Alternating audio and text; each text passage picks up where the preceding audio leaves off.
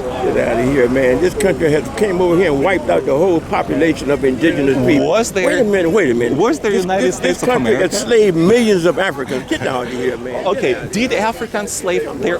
Do you know that there's slavery in Africa today as we speak?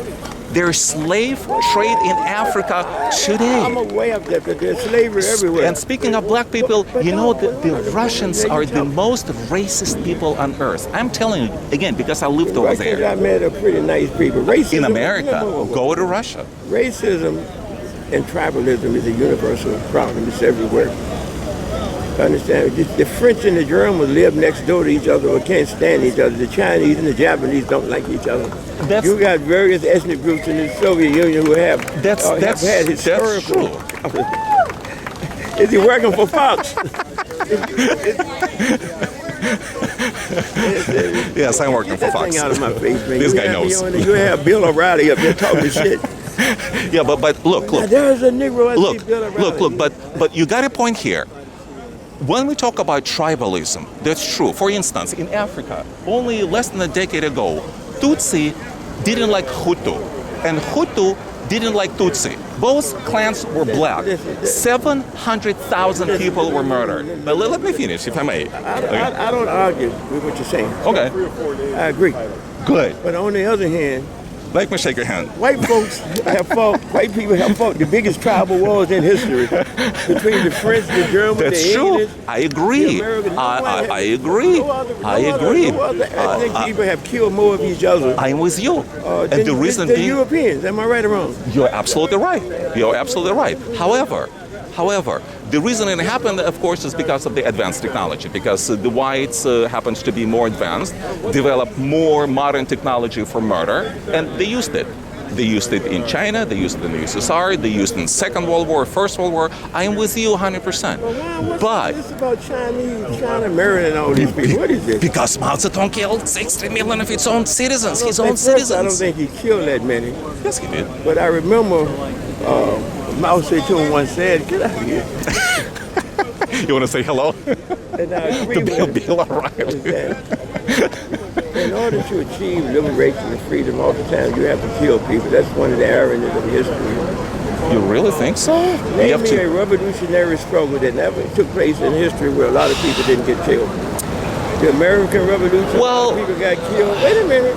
The Bolshevik Revolution, a lot of people got killed. The Chinese Revolution, a lot of people got killed.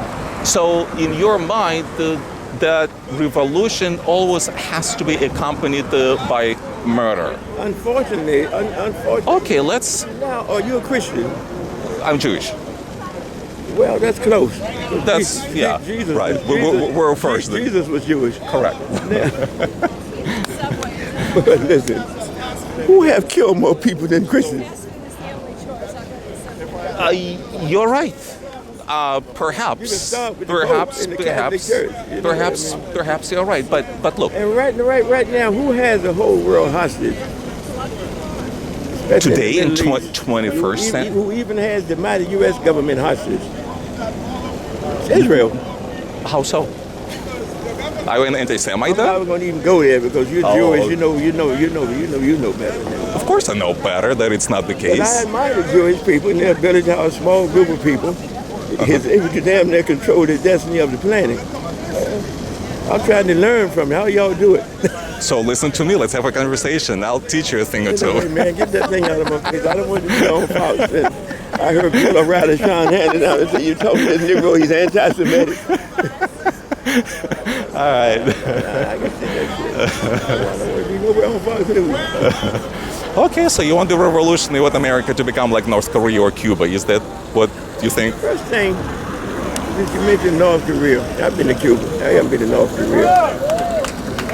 You don't know if it's real? North Korea has very little crime. How do you know? How do you know? That, man. The cities tend to be well laid out and clean. Let me tell you a little secret, a little Soviet secret. A Soviet secret? Soviet secret, yes. Who's Planes, but when... Who are you working for? I am just a concerned citizen. All this Let me check if my Bill O'Reilly is there. Yeah, he's sending messages to me. USSR business, man. Look, here's the little secret. When it comes to information, so-called information flow or lack thereof in USSR, Cuba, North Korea, and so on. When we lived in the USSR, for example, okay, there were earthquakes. Guess what? No buildings ever collapsed. Not a single person ever died. Okay? When I lived in the USSR, there were planes. Throughout the entire existence of the USSR, not a single plane ever crashed. Not a single person ever died, based on their statistics.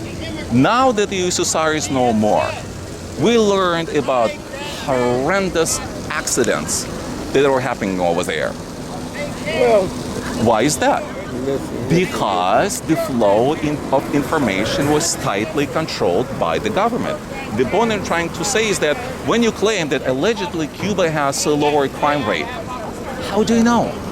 There's no statistics. There's no statistics. Listen. It's not free Cuba's like a poor country. It doesn't have to be. Whoa. I didn't see nobody homeless, as poor as they might be. Everybody got enough to eat, even though they may have to ration it. But the main reason what causes most of Cuba's problem is the United States. They've been under sanctions since 1959. Do you know of smaller countries? When I go to Cuba, I have to go to a third country, Canada, or Mexico, or Jamaica somewhere. Please, man. So there are Caribbean countries in this Caribbean basin, where the standard of living is much higher than that of Cuba, right? Like Bahamas, for example. Bahamas has one of the highest standards of living in the world, by the way. I guess so. So, considering what the Bahamas is nothing but a cooperative state where European and American tourists go. Cuba, and it has a very small population. Cuba doesn't have to be poor. The reason Fidel Castro and his brother changed the system and allow private property and allow the word that you hate the most, I guess, capitalism, to prosper. I guarantee you, overnight, just like that, it'll start prospering. In fact, little by little, they're allowing more and more capitalism getting into the Cuban system. I'm old enough to remember when Cuba was capitalist. Was what? When Cuba was capitalist. I'm old enough to remember that. Was it that? It was horrible. For the poor people especially. Well, listen, brother. Yeah. The last capitalist president of Cuba was Batista. Batista, yeah, but it wasn't. Wait a minute. It was dictatorship. No, wait a minute. Okay. Batista, yeah. I'm not a fan of Batista, I agree. It was a place that was ruled by the mafia and gangsters.